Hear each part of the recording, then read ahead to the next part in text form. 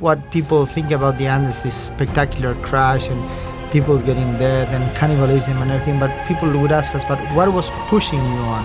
And I think that the engine here were the feelings. I mean, feelings of friendship, feelings of solidarity. I mean, we're very nearly amounts to a real miracle. Survivors of a plane crash in the Chilean Andes. The plane went down 10 weeks ago. The 45 people aboard were given up for dead. October 13, 1972, a plane carrying 45 passengers, including an entire professional rugby team, crashed in the Andes Mountains between Chile and Argentina. There was no way the survivors could have known it at the time, but their nightmare had only just begun.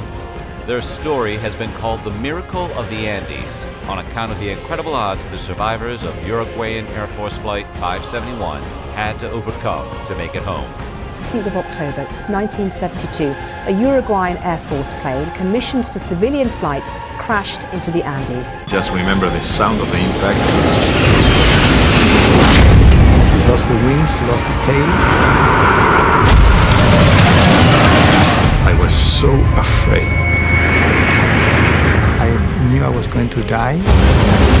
I'm buried under concrete. I couldn't move. People dying, people crying, people screaming. The search is being called off. Now we were on our own. Food, no water, no help. This is a nightmare. How do you die? Slowly. I just wanted to live. Fernando told me, Carlitos, I'm going to eat the pilot.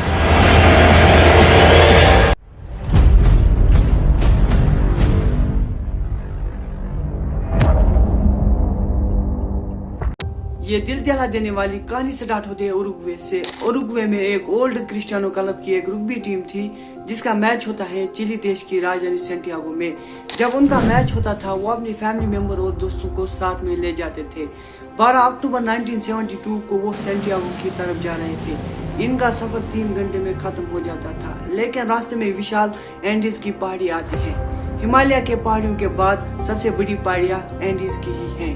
12 अक्टूबर के दिन पहाड़ियों में तूफान आता है जिसकी वजह से प्लेन आगे नहीं जा पाता। पायलट डिसाइड करते हैं कि वो रास्ते में ही रुक जाएंगे और अगले दिन फिर उड़ान की कोशिश करेंगे। वो प्लेन को अर्जेंटीना के मेंडोजा शहर में लैंड कराते हैं और अगले दिन 13 अक्टूबर को वो फिर से उड़ान भरते हैं 2:18 पर। पायलट ने देखा था कि मौसम बिल्कुल साफ हो गया तो अगले 1 घंटे तक मौसम बिल्कुल सुहाना रहता है।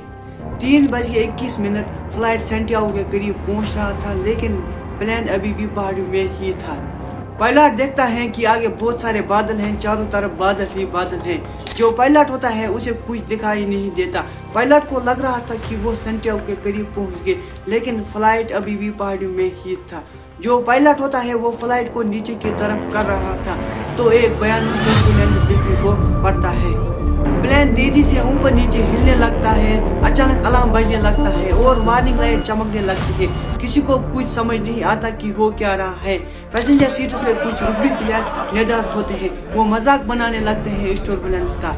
उसी बीच एक पैसेंजर खिड़की से देखता है कि बादल हट गए, लेकिन जब पायलट देखता है कि अभी हम पहाड़ियों में ही हैं और हमारे सामने एक बड़ा पहाड़ है तो वो हड़बड़ी में प्लेन को ऊपर की तरफ ले जाने लगता है, लेकिन बहुत देर हो चुकी होती है और प्लेन का पिछला वाला हिस्सा इस बड़े पहाड़ से टकराता है।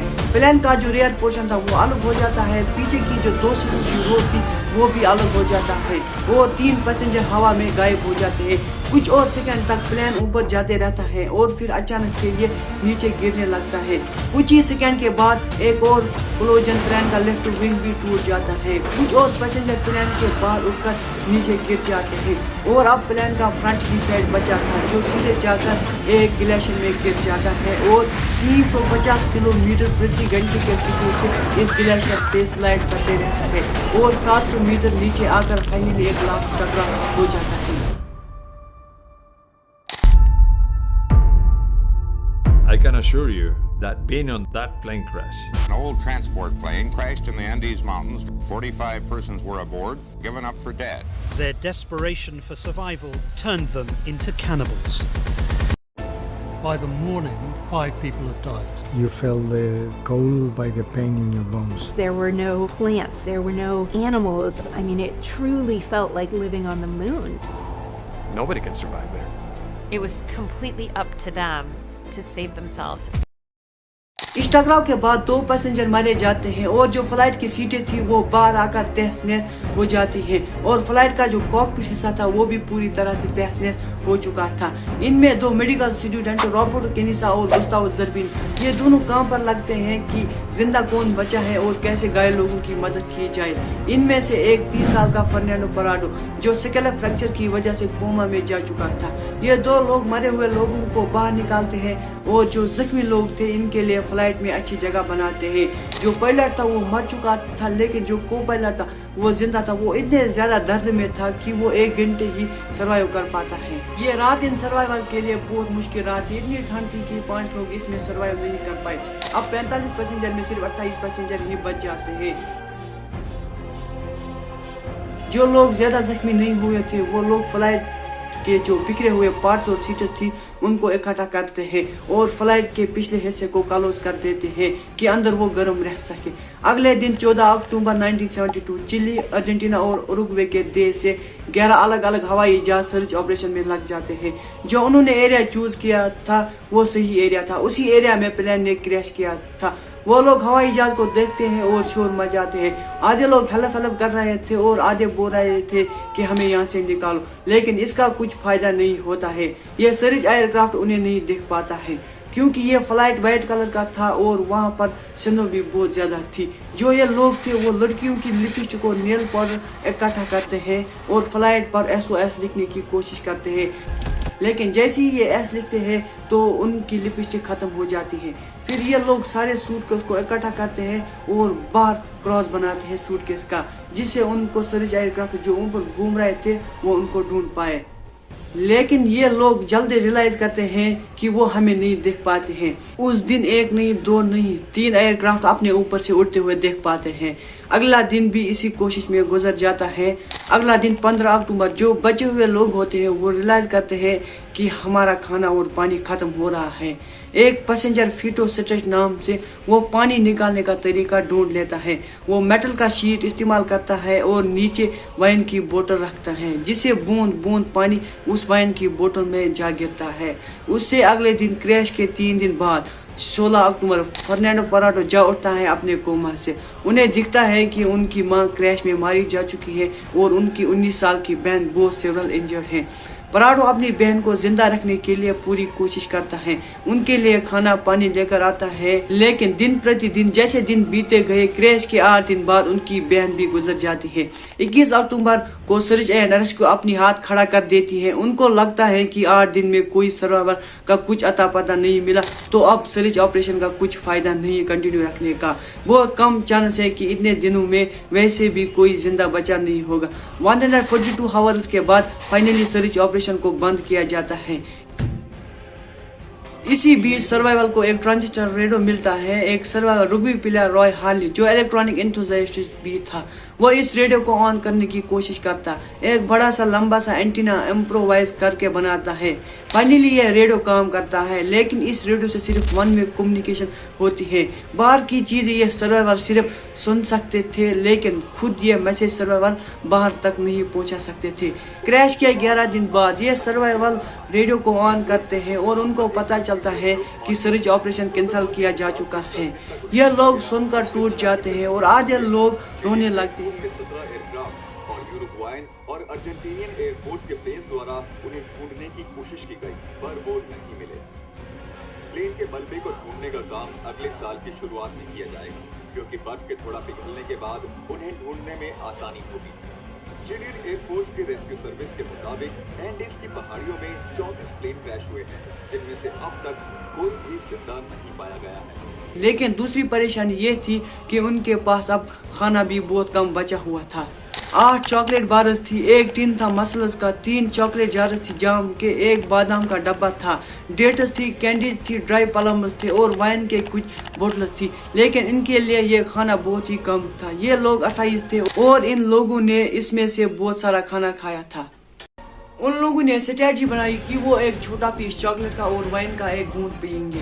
11 दिन के बाद उनका राशन पूरी तरह से खत्म हो चुका था। आधे लोग ने जो सीट का लेदर होता है वो खाने लगते हैं। लेकिन वो बीमार ही पड़ गए।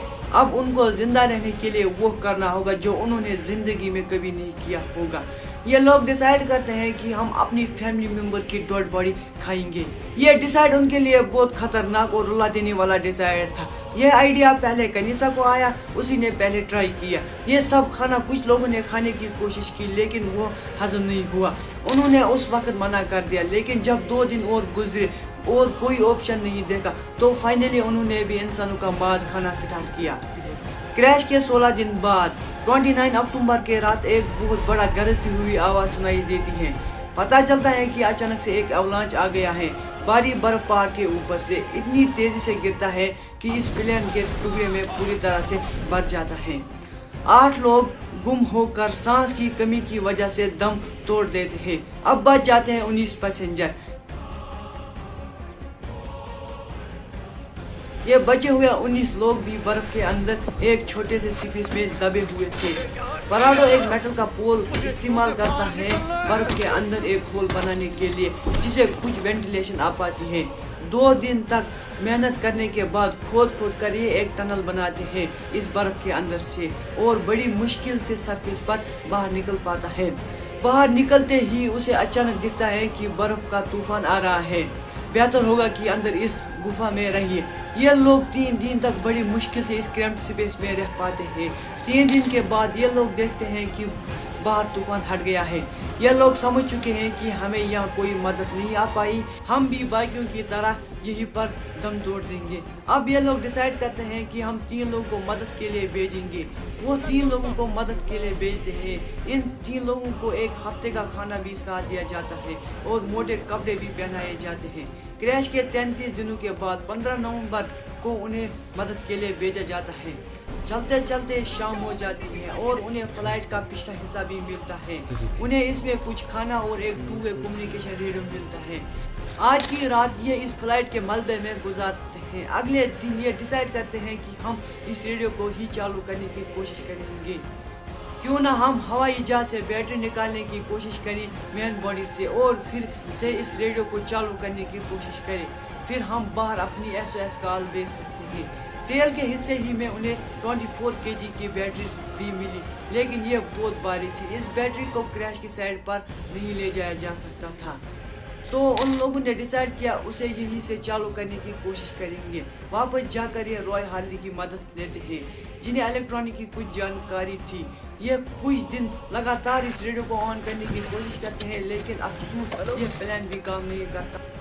अब उनको लग रहा था कि अगर जिंदा बचना है तो वेस्ट की तरफ चलना होगा। क्रैश के 59 डेज बाद एक और अवलांच आता है और 3 सर्वाइवल मर जाते हैं। इस अवलांच में अब बच जाते हैं सिर्फ 16 पैसेंजर। ये बहादुर लोग कैनिसा, विजेंटिन एंड पराडो निकलते हैं उस पहाड़ी पर जाने के लिए। 3 दिन ये लगातार चलते रहते हैं बिना किसी मोटर रिंग या ग्लेशियर पर क्लाइंब करने। रात को -30 डिग्री सेल्सियस में चिपके सोते ये कदम से कदम बढ़ते गए और 4 दिन रियलाइज करते हैं कि हम गलत डायरेक्शन में चल रहे हैं। आगे तो रास्ता खत्म ही नहीं हो रहा है। ये अब पूरी तरह से टूट चुके थे। अब उनके पास 3 दिन का ही खाना बचा था। इसीलिए विजेंटिन डिसाइड करता है कि मैं क्रैश साइड पर वापस जाऊंगा और कैनिसा और पराडो आगे जाएंगे और कुछ खाना भी बच जाएगा। जो विजेंटिन होता है वो 1 घंटे में क्रैश साइड पर पहुंच जाता है। ये आप आइडिया लगा सकते हो कि ये पहाड़ कितना डाउन हिल था।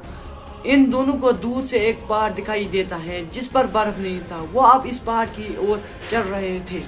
कई दिन तक वो दोनों चलते रहते और फाइनली ये एक वैली में पहुंच जाते हैं। एक ऐसी वैली जहां से नदी बहती हुई दिखाई देती है। ऐसी हालत में नदी तक पहुंचना एक बड़ी राहत की चीज थी। 9 दिन तक वो चल रहे थे, अब वो बिल्कुल ही नहीं चल पाते थे। 20 दिसंबर उन्हें नदी के दूसरी साइड घोड़े पर 3 आदमी दिखाई देते हैं। पराडो चिल्लाने की कोशिश करता है, लेकिन नदी का शोर इतना ज्यादा था कि इनकी आवाज उन तक नहीं पहुंच रही थी। लेकिन एक आदमी ने पराडो को देखा और टुमारो बोलने लगा। उस दिन उन्हें कोई मदद नहीं मिल पाई, लेकिन अगले दिन 21 दिसंबर को विलेजर फिर वापस आया और एक पत्थर में कागज और पेन लपेटकर उनकी तरफ फेंकता। पराडो ने पेन और कागज उठाकर जो भी उनके साथ हुआ वो इस कागज पर लिखा। लेकिन जब इस विलेजर ने इस कागज को पढ़ा तो ये बिल्कुल हैरान हुआ कि यह लोग कैसे जिंदा बच गए। वो विलेजर जल्दी से शहर जाता और आर्मी कमांड को सब बताता है कि फ्लाइट 571 के सर्वाइवल अभी जिंदा है और उन्हें बचा लिया जाता है। 81 दिन के बाद ये ऐसी मिस्ट्री बन चुकी थी दुनिया वालों के लिए कि क्या ही बताऊं, और इन लोगों पर दुनिया भर चर्चे हो रहे थे और उन पर बहुत सारी मूवी बनने लगे और इन लोगों को सर्वाइवल का बहुत बड़ा खिताब दिया गया। जब भी सर्वाइवल की बात आता है तो सबसे पहले उन लोगों की बात आती है। मिस्ट्री अच्छी लगी तो कमेंट में बता देना। अगर आपने लास्ट तक ये वीडियो देखा तो शुक्रिया, और मैं आपसे कहना चाहता हूँ कि लाइक सब्सक्राइब जरूर कर दे क्योंकि बहुत सारा मेहनत लगा है इस वीडियो में बनाने के लिए।